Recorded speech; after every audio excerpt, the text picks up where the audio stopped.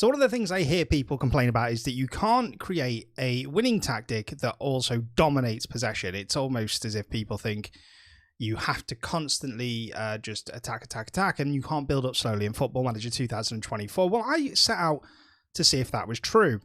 Now, I've created a tactic that is a 4-1-2-1-2. You're going to see it in a second, but we're going to show you the results.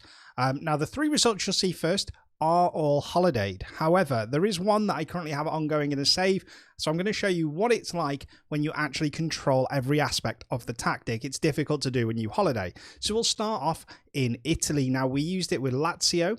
Lazio finished 7th, 64 points, 12 defeats, 19 wins, 7 goal difference of 5. They were very leaky at the back. Did reach the semi-finals of the Italian Super Cup, but didn't get through the group stages of the Champions League. Now, if we do just have a deep dive quickly into the stats, we can see that most possession, Lazio were joint top with 61% possession with a 90% completion rate on passes, which is sensational.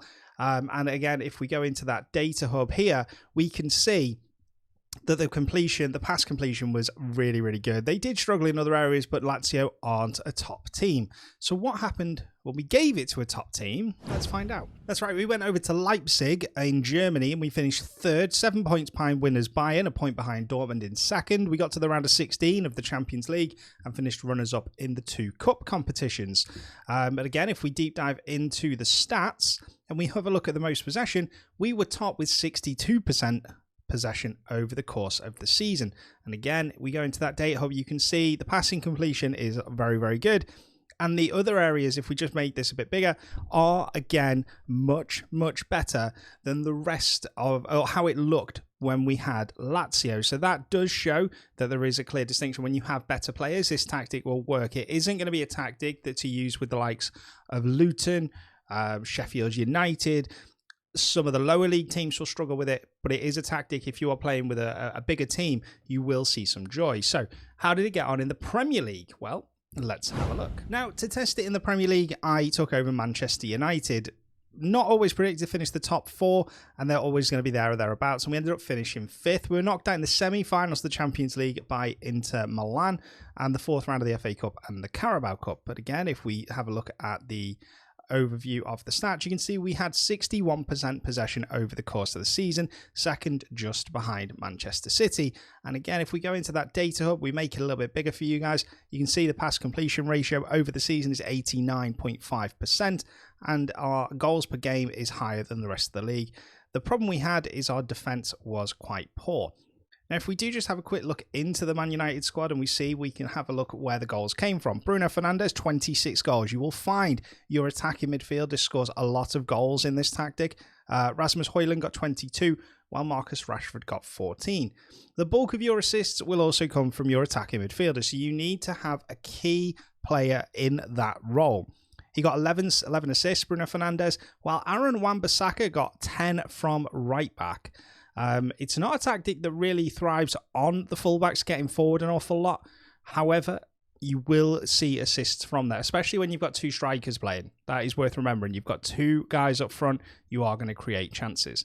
But I did mention that I'm currently using this tactic in a save, and I am using it in a save with a lower league team. So let me show you how it's going on. It's still in the first season, but you can see how it works when we use it as ourselves and we don't just let the assistant managers take control. So yeah, as people who've watched the channel for a while will know, I support Wrexham. So it's easy for me to do a save away from the cameras with Wrexham. And you can see we've played 30 games this season, losing just 1, 3 draws, 81 points already on the board. We've pretty much wrapped up the title in January.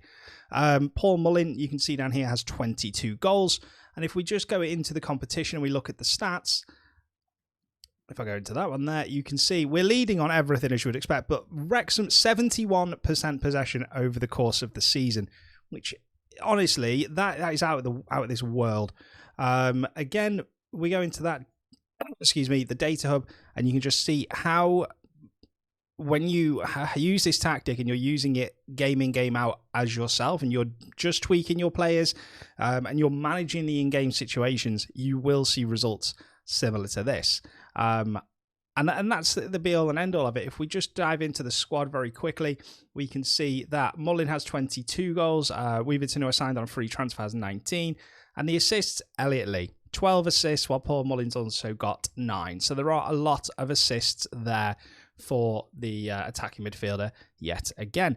But how does the tactic work, and how does it line up, and how do your players react? Well, let me show you exactly how to set this tactic up. So just to give you a better idea, what I've done is I loaded Manchester United's best 11 into the team. And this is the team, when you look at the number of games they all played, is the team that played the bulk of the season. In fact, the lowest performances in this team is Luke Shaw with 27. So how does it line up? Well, as I said at the start of the video, it's a 4-1-2-1-2.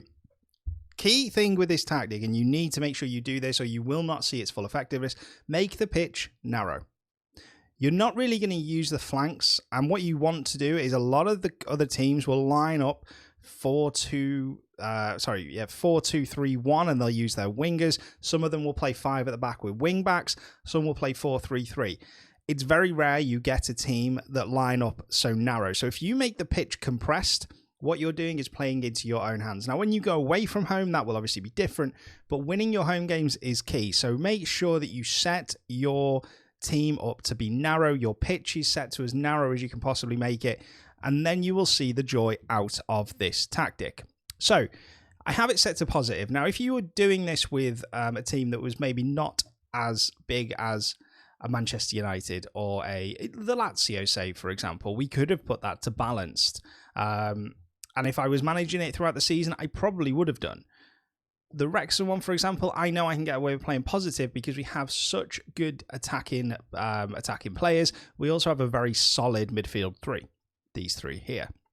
So you can pick, you kind of tweak that one. I like to be positive just because I like to know my teams are going to dominate the games. However, if that doesn't happen, you need to be ready to make that change. Now, in possession, we're going to play out from defence, and as I said before, our attacking width is narrow. That is it. It's short pass at higher tempo.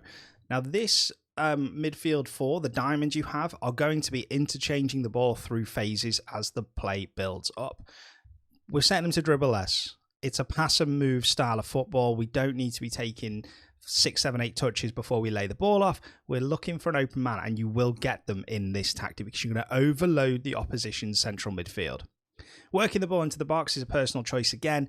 I like it because you are creating the best possible opportunities, and when you've got 2 strikers, you will get more opportunities to play that through ball that puts them on a one-on-one, because the other striker will start to distract the central defenders. It will work, and it does happen.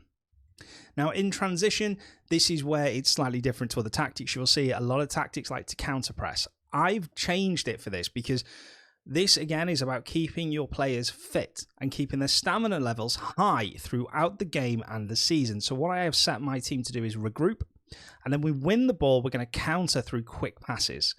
When the keeper gets the ball, we're going to distribute it quickly to the defence, and we're just going to roll it out.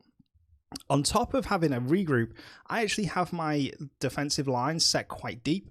So we have a deep defensive line because on this game especially, I find that the ball over the top is still catching centre-backs out. Even top-level centre-backs get caught out by a ball over the top at least once a game. And again, with this here, we're going to prevent short goalkeeper distribution. Once that has happened, our front line are going to drop in here to a mid-level block and engage as they try and bring the ball to the halfway line. At that point, that's what we want to do. We're then going to look to trap them inside. Again, narrow pitch. We have 4 midfielders in there and a diamond, and we want to be compressing that area so they can't play through us and their wingers have no space, because what will happen is when the winger gets the ball, your right centre mid will go out to challenge them. When the left winger gets the ball, etc., etc. Or the other way around. My left to rights have let me down there, haven't they? So yeah, that's how that works. Now, in terms of your player instructions, I don't really like to set player instructions because, and especially with this tactic anyway, because I don't think it needs to happen. Obviously, you've got Anana as a sweeper keeper to support. You have 2 complete wing backs on either side. Now, that again is set to support, which is why you will have seen the assist from there. But realistically, they're moving to more here. You could have them set more to an inverted wing back if you wanted to, because what will happen then is they will drift into this position here to support your holding midfielder. However, I like the complete wing backs as well as going here. They'll go here. and they will support your midfield really, really well. 2 central defenders. Now, again, they're set to central defense rather than ball-playing defenders. And the reason for that is, as much as we're bringing it out short here, I want them to get the ball into the midfield as soon as possible. That is your engine room. That is your creativity center where you're going to see the best results you can. Again, you have a left wing, a complete wing back at left back. And then moving into the midfield, we have a ball-winning midfielder here who is set to defend because I don't want him to move. Remember that your wing backs are going to come to support, and what you're going to end up with when you lose the ball, the way it does look is you're going to have it sat like that. Now, if you set them to inverted, they would go in here, which again would narrow your space. And actually, as I make this video, I'm thinking that's probably a better option. However, I've set them. What happens there is you then end up with this line of 3. Sorry, I got distracted while I was saying. So you have this line of 3 here, which the opposition, as well as having to get through these 2, they then have to get through these 3, and then they've got to get through your central defenders. All the while, you've compressed the pitch, and their wingers are no use, which is why we have set this tactic the way we have. Just in front of your holding midfielder, then you have a box-to-box midfielder who is going to be the engine room. So you need to make sure they have lots of stamina, quite good natural fitness. As you can see, Mason Mount's 19, natural fitness is 15. Work rate has to be high as well. It's 20 for Mason Mount, for example.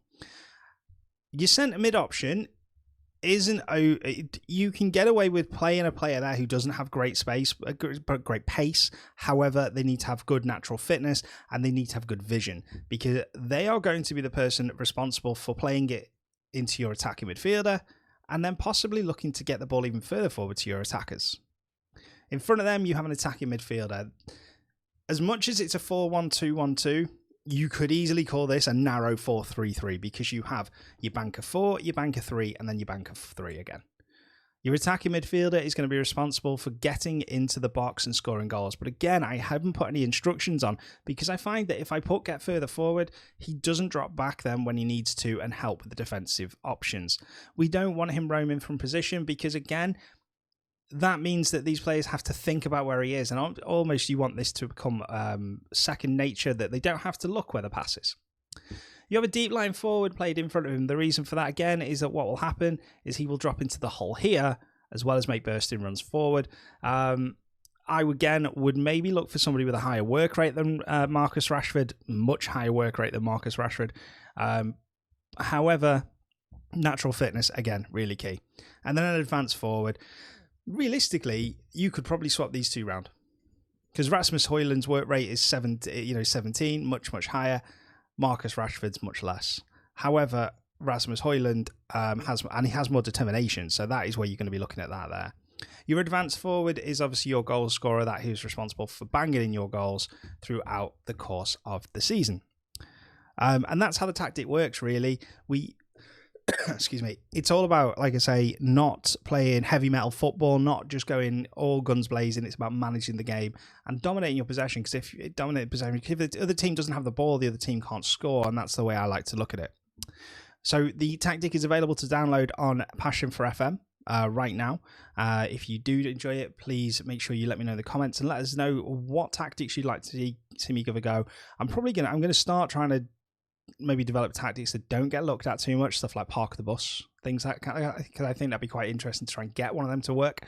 And remember, hit subscribe, hit the thumbs up, and I'll see you all in the next video. Have a great one, guys.